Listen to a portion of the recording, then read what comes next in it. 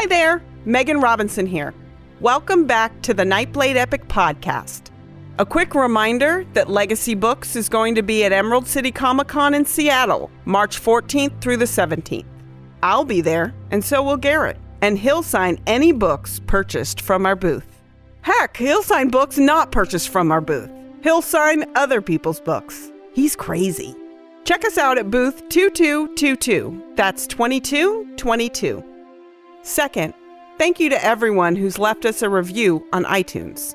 This episode was recorded in advance because Garrett's been traveling for a couple of weeks, but we're going to thank you all by name next week. You're amazing. And if you haven't left us an iTunes review and rating, we'd really love it if you could. Okay, now it's time for today's episode. Today, you're getting Chapter 5 of Nightblade, as Lauren tries to outrun her father and escape the Birchwood Forest with the wizard Zane. Enjoy! Nightblade, Chapter 5. She pounded through the woods, wasting no time to cover her trail or silence her footfalls. She could hide her trail from most, but her father, too, called the forest home. He had spent many more years beneath its boughs than Lauren had, and she knew he could track her easily. She would have to rely on speed and hope that his age would give her the advantage.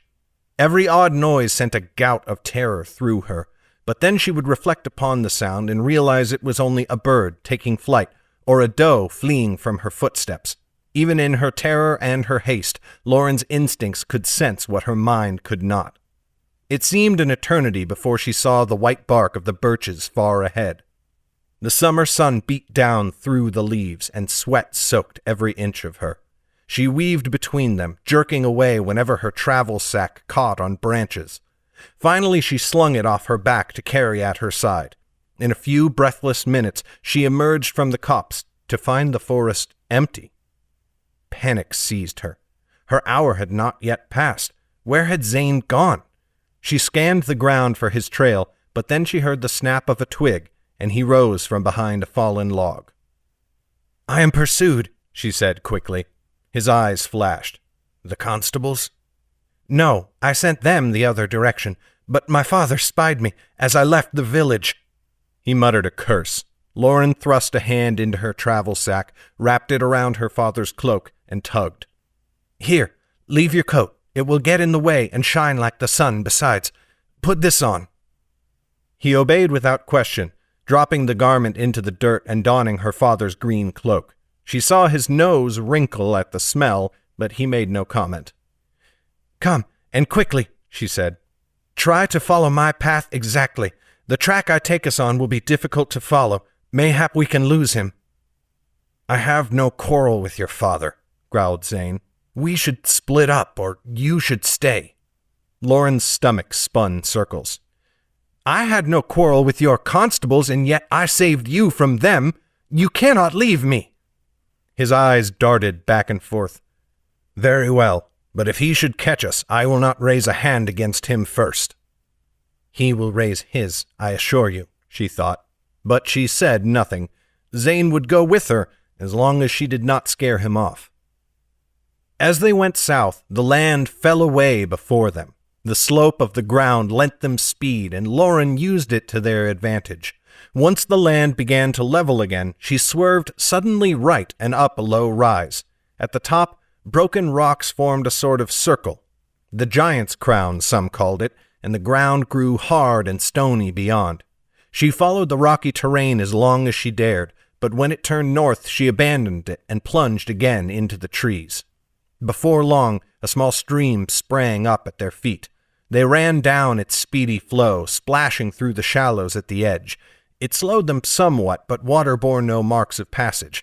When the stream turned north, Lauren led Zane out of the water again.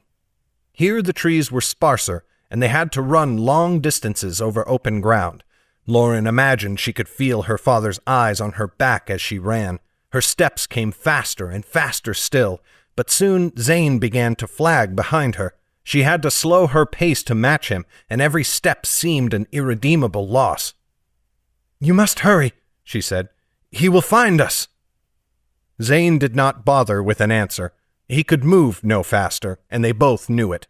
After a time, his ankle caught upon a protruding root.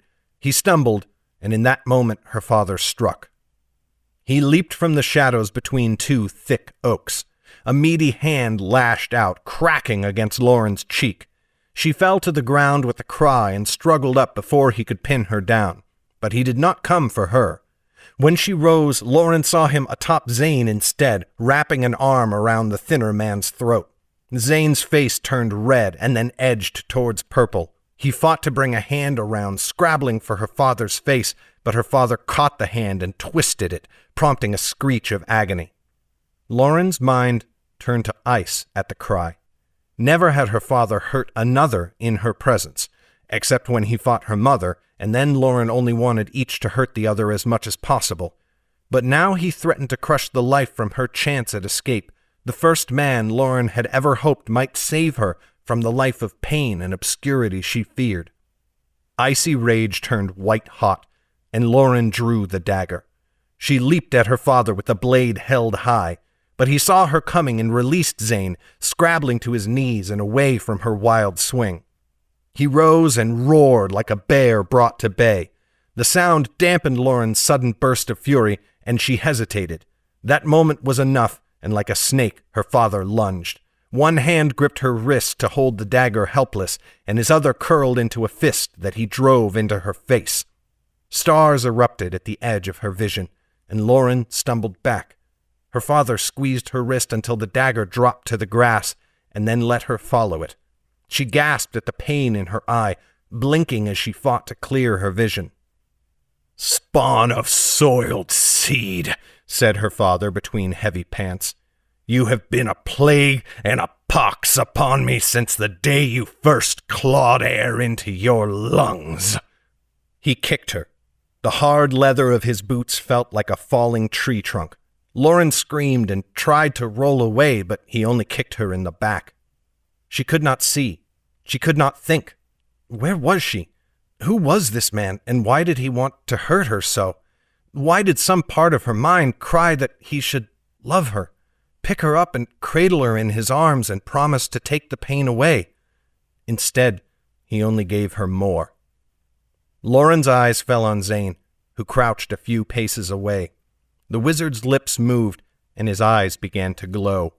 A hand curled at his side, and Lauren saw the flash of fire within it. "No!" she cried through the red haze that clouded her vision. "Do not kill him!" Zane froze.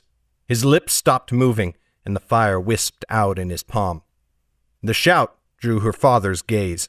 His ugly, beaded eyes fell on the wizard, and his lips split in a grimace, revealing spots of blood. He leaped cat-like upon Zane and bore the wizard to the ground. This time he wrapped his hands around the wizard's throat, digging his fingers in deep. Zane's eyes bugged forth as though they would burst from their sockets. He gasped a phrase and blue lightning sprang into being, but it vanished before he could unleash it. Lauren's heart broke. Zane would not have been here if not for her. He might have died on the way to Cabris, and he might not, but she had brought him to this place and then brought her father's wrath to follow them, and now Zane would die for it. She could not allow it. Lauren saw the dagger lying near her fingers, and she thought of her childish dreams. Nightblade could not allow it. Lauren fought to her knees. Her bow still hung on her back, and by some grace of the sky its string was whole. Her fingers felt like wood, but she forced them around the bow shaft and pulled it free. Shakily she brought an arrow to string and half drew before taking 2 stumbling steps forward. This time her father had eyes for nothing but Zane. Lauren kicked as hard as she could, and something in her father's face broke under her boot heel. He fell away, rolling over and over to put distance between them as he screamed in rage. In a blink he regained his feet, but there he paused. Lauren's arrow rested at full draw, aiming straight for his heart.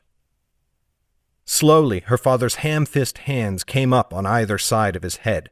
For every inch they climbed, the fury in his eyes redoubled. "No more." The words left Lauren in a whisper. "No more will you torment me. I am leaving, Father, and I mean never to return." "You mean to defy me? You will do your duty as a daughter, or—" She pulled just a little harder on the bow. Another inch of draw. Her father's voice fell to silence. "You have never done your duty as a father," she said. "I feel I owe you nothing." "You owe me everything. I could have killed you in the cradle. I could have killed you when I woke up today and moved my bowels on your corpse. I made you, and now I see I made you worthless." His words should have stung, but she was beyond them. They were only a stronger flavor of the same things he had said all her life. And in this moment, now that another fate beckoned, she stood under his sway no longer. "Then when I leave, you shall suffer no great loss." Her icy eyes met her father's boiling rage. Zane had finally regained his breath, and he came to stand at Lauren's side. He muttered, and as his eyes glowed white, a ball of lightning hovered in his grasp. "You think you can escape me?" her father said, changing tack. "I learned these lands years before I spilled you between your mother's legs. Nowhere in Selvin can you hide from me. Ready yourself for sleepless nights by a bright fire, for if you close your eyes and sleep, if for even a moment you let yourself sit in darkness—" Lauren loosed the shaft. It sank into her father's thigh. He collapsed to the ground without a scream, but with a gut-deep grunt of pain. "Chase us now," said Lauren. She turned and walked away from him, stopping for only a moment to retrieve the dagger and replace it in its sheath. She did not turn to see if Zane followed her, but after a moment she heard footfalls behind her. Her father did scream then, in rage more than pain. The hateful sound followed them for a long while, long past the time when she could no longer understand the words. Finally it died away, just as they reached the flat plain between the forest's southern edge and the King's Road beyond it.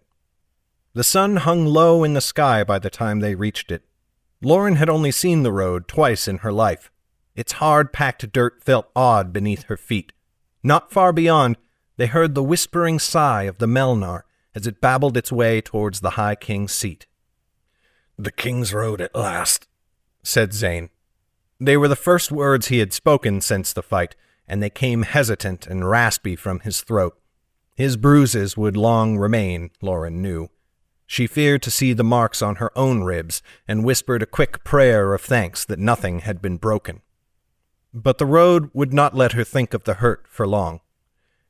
"Does the road reach as far as they say?"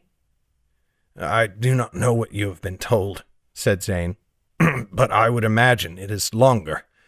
Follow it west from here, and you will come to every capital city in the 9 lands. Follow it east, and soon enough you will find yourself at the High King's seat." "But we do not go that way."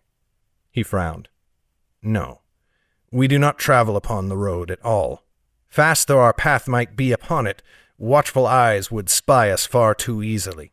We must cut across and follow its course, but far from its edge." Lauren nodded. "How far will we go tonight?" "Your arrow was well placed. We need not fear your father's pursuit, and if I know constables, we will not see them until the morrow, if then. We will make for the river and camp upon its bank." Lauren would have traveled all night, eager to prove her willingness and her worth as a traveling companion, but her heart nearly melted in relief at Zane's words. A bone weariness had set upon her. For the first time she had stood up to her father, and she had emerged alive, though not unscathed. Her mind had not yet decided what to think of the encounter, and had settled instead for a comfortable numbness that drained her of energy. She led the way across the road. Zane did an odd thing as he followed her. He skittered across the packed dirt, stepping lightly as though placing a foot upon it would invite the watchful eyes of every constable in Selvin. Once they had crossed, he resumed his stiff gait. The sun neared the horizon as they reached the bank of the Melnar. Lauren walked downstream until she found a large rock beside which to camp, and then returned and led Zane to the place. She threw her travel sack upon the dirt and fell beside it, resting her head on the soft, silty dirt of the riverbank. Zane slumped against the rock, and for a long time they sat there, neither speaking nor looking at each other. Eventually Lauren felt her stomach rumble, and so she dug into the pack and fetched some salted meat.